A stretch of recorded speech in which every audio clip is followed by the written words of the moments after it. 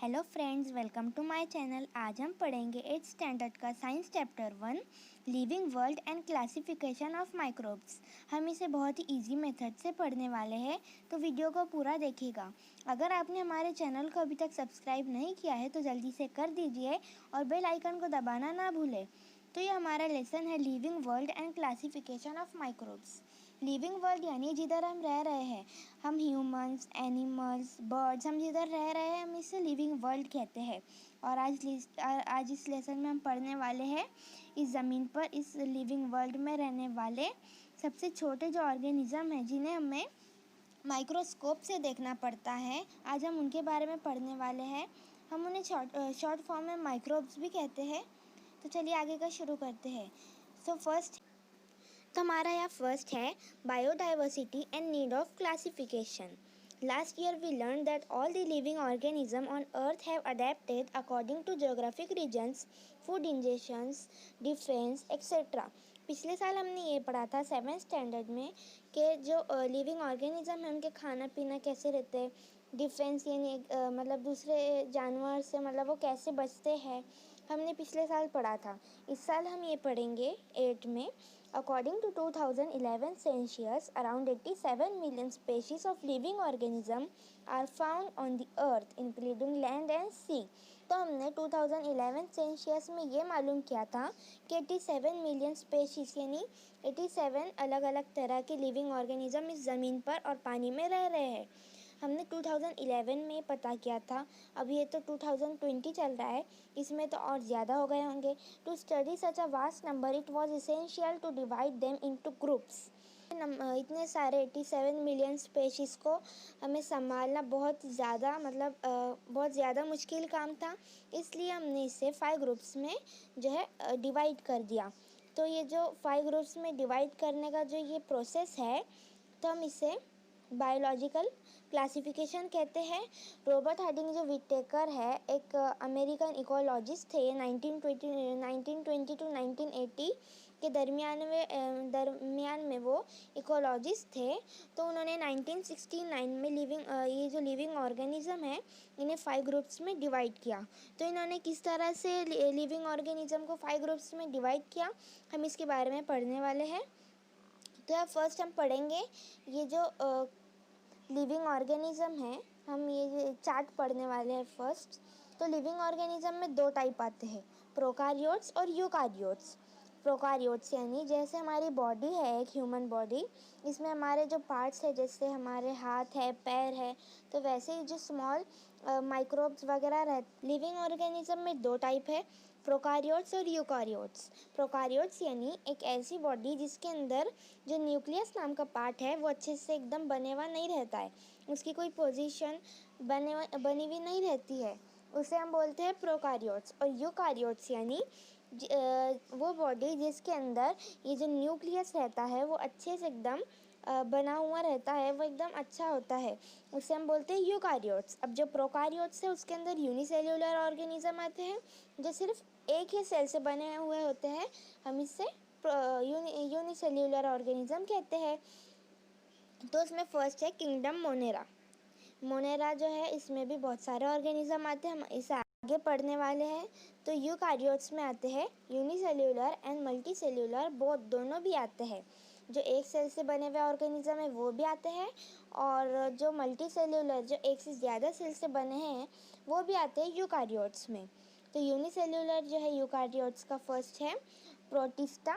Protista जो है single cell का बना हुआ एक ऑर्गेनिज्म है जो कि जिसमें पूरा जो न्यूक्लियस है वो एकदम परफॉर्म्ड है, वेल डन। और मल्टी सेल्यूलर में आता है फंगाई, किंगडम 3 फंगाई, और आता है इसमें प्लांटे और आता है एनिमेलिया। अब हम इसके आगे का पढ़ने वाले हैं, हम इसके बस कैरेक्टरिस्टिक्स पढ़ने वाले क्योंकि एग्ज़ाम में ये ज़्यादा काम में आते हैं और बाकी का इतना काम में नहीं आता जितना ये कैरेक्टरिस्टिक्स आते हैं। कैरेक्टरिस्टिक्स यानी कोई चीज़ की खासियत। अब ये जो किंगडम मोनेरा है इसकी खासियत ये है कि all the organism are unicellular. ये जो किंगडम मोनेरा है इसके अंदर बहुत सारे ऑर्गेनिज्म आते हैं, तो इसके अंदर जितने सारे ऑर्गेनिज्म आते हैं वो सारे यूनिसेल्यूलर रहते हैं, इसकी एक ये कैरेक्टरिस्टिक है। अब सेकंड है दे मे बी ऑटोट्रॉफिक और हेटेरोट्रॉफिक। ऑटोट्रॉफिक यानी जो अपना खाना खुद बनाते हैं, यानी दूसरों पर डिपेंड नहीं करते, और कुछ कुछ ऐसे हैं जो दूसरों पर डिपेंड करते हैं। इसकी सेकंड कैरेक्टरिस्टिक थी। अब थर्ड है इसका, these are prokaryotic cells without distinct nucleus और सेल ऑर्गेनल्स। यानी ये जो रहता है, सेल रहता है, ये बिना मतलब जो इसके अंदर का न्यूक्लियस है और सेल ऑर्गेनल्स है वो मतलब बराबर नहीं रहते, मतलब वो कैसे भी रहते, उनका कोई एक बराबर शेप वगैरह नहीं रहता है। और अब हमारा है सेकंड, तो हमारा किंगडम 2 है प्रोटिस्टा। इसकी कैरेक्टरिस्टिक्स हम पढ़ने वाले हैं। Protista single celled organism with well defined nucleus enclose in a nuclear membrane. जो प्रोटिस्टा है वो सिंगल सेल ऑर्गेनिज्म है और इसका पूरा वेल डिफाइंड यानी एकदम सही जो न्यूक्लियस है वो बना हुआ है, और सेल और न्यूक्लियर मेम्ब्रेन भी। सेकेंड है, दे हैव पिसोपीडिया और हेयर लाइक सीरिया और whip like flagella for locomotion. ये इतना कुछ खास नहीं है, हम थर्ड पढ़ेंगे। एग्जाम्पल, ऑटोट्रॉफ्स यानी अपना जो खाना खुद बनाते हैं उन्हें हम ऑटोट्रॉफ्स कहते हैं।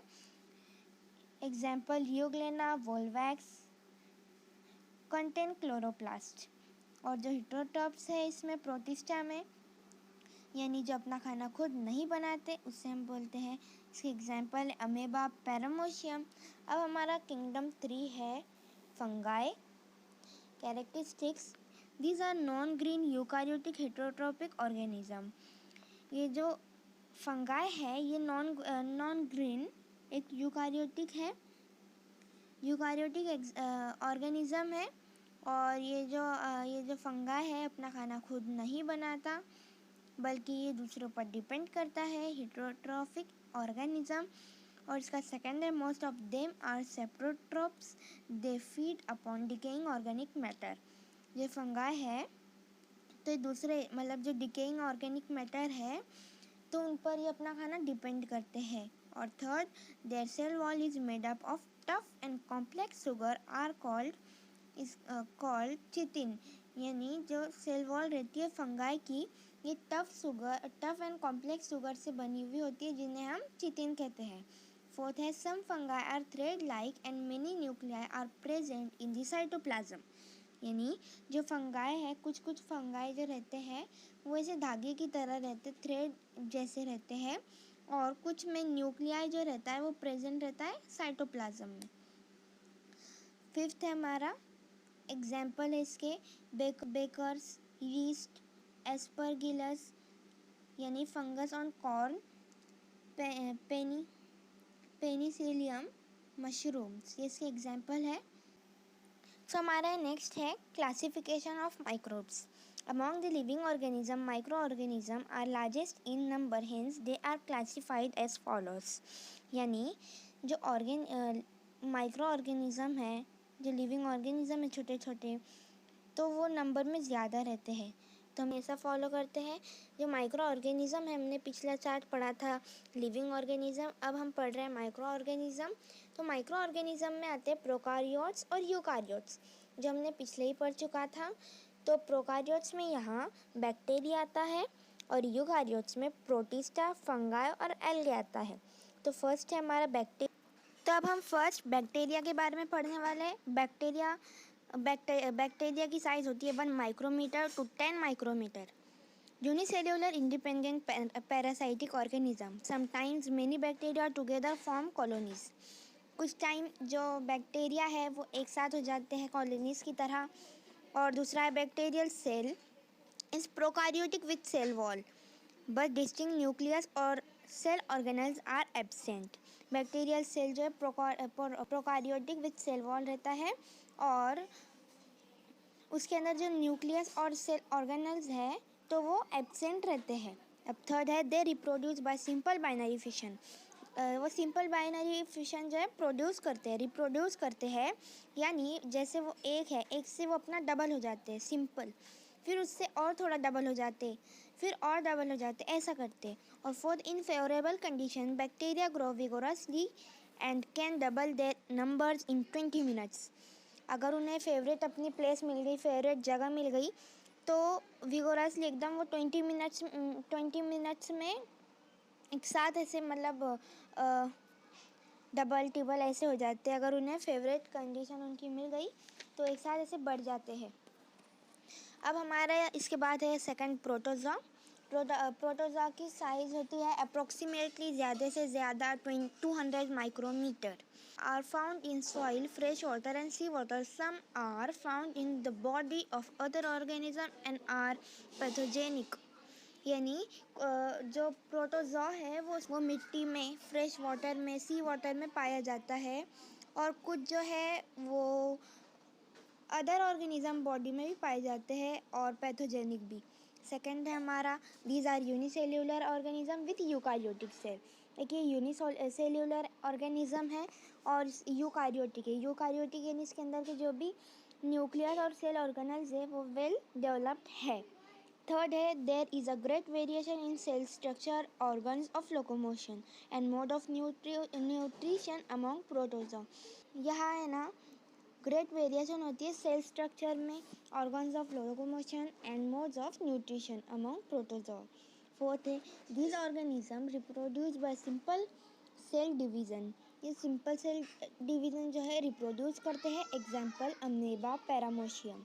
Free living in dirty water. Amoeba और पैरामोशियम जो है डर्टी वाटर में रहते हैं, फ्री लिविंग। एंट अमेबा हिस्टोलिटिका यानी कॉजेज अमेबियासिस। इसकी जो कॉज है वो अमेबियासिस है। प्लाज्मोडियम वाइवेक्स यानी कॉजेज मलेरिया। इसका कॉज जो है मलेरिया होता है इससे। यूग्लेना जो है वो एक ऑटोट्रॉफिक है, यानी वो अपना खाना खुद तैयार करता है। अब फंगाई जो है, फंगाई के बारे में हम थर्ड पढ़ने वाले हैं। तो फंगाई ज़्यादा से ज़्यादा 10 to 100 माइक्रोमीटर के दरमियान रहता है। These are found on decaying organic matter and dead bodies of plants and animals.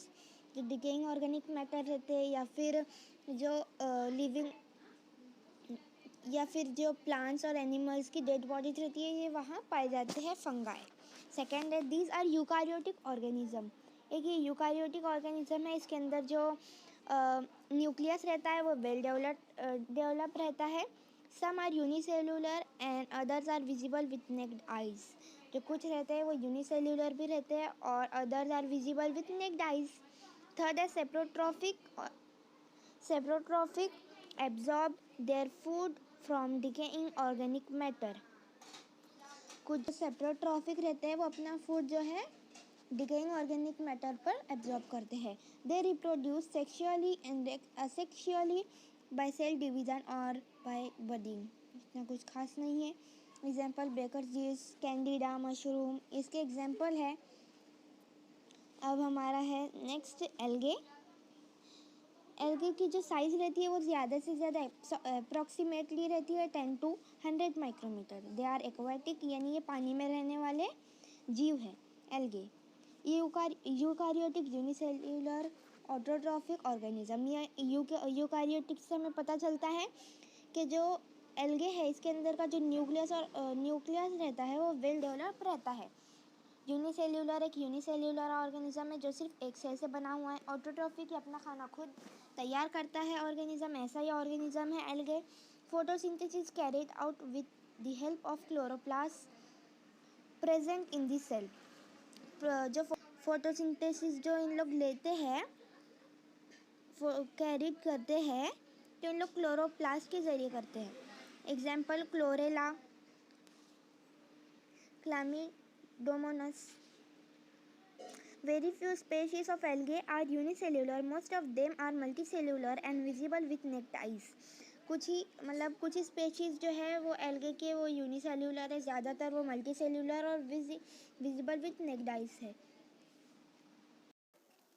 अब है हमारा fifth viruses.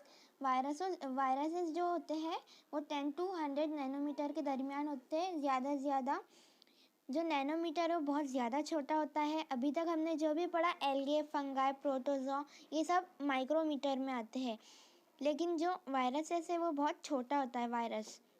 Generally viruses are not considered as living organism और they are said to be organism at the edge of living and non living, यानी जो virus होता है वो एक लिविंग ऑर्गेनिज्म नहीं रहता है, लेकिन जब वो किसी एक बॉडी में जाता है, किसी भी बॉडी यानी प्लांट या एनिमल की जब बॉडी में जाता है, जब वो लिविंग ऑर्गेनिज्म होता है। They are studied under microbiology, उसे हमें माइक्रोबायोलॉजी के ज़रिए पढ़ा जाता है। Viruses are extremely minor, they are 10 to 100 times smaller than bacteria and can be seen only with electron microscope। जो वायरस रहता है वो जो बैक्टीरिया होता है उससे 10 से 100 गुना छोटा रहता है, इतना छोटा रहता है वायरस बैक्टीरिया से कि उसे सिर्फ इलेक्ट्रॉन माइक्रोस्कोप से देखा जाता है। They are found in the form of independent particles. जो वायरस होता है वो इंडिपेंडेंट पार्टिकल है, जैसे डीएनए और आरएनए। डीएनए यानी डिऑक्सीराइबो न्यूक्लाइक एसिड और आरएनए यानी ribo nucleic acid covered by a protein coat. Viruses survive only in living plant and और animal cell and produce their own protein with the help of host cell, यानी जो virus है वो सिर्फ plant और animal cell में रह सकता है और अपना खुद का प्रोटीन वो प्रोड्यूस करता है and create their numerous reply का, यानी वो अपने खुद से ही वो डबल से डबल होते जाते हैं virus. Then they destroy the host cell and become free, और वो प्लांट और एनिमल को बहुत नुकसान पहुंचाते हैं। These free viruses again effect new cells, वो फिर से न्यू सेल पर इफेक्ट करते हैं। Viruses cause many disease to plant and animals, viruses से प्लांट और एनिमल को बहुत सारी बीमारियां होती है ज़्यादातर। तो आज का हमारा लेसन इधर ख़त्म होता है। अगर पसंद आया तो लाइक करिए और हमारे चैनल को सब्सक्राइब करिए और ज़्यादा से ज़्यादा लोगों के साथ शेयर करिए। Thank you.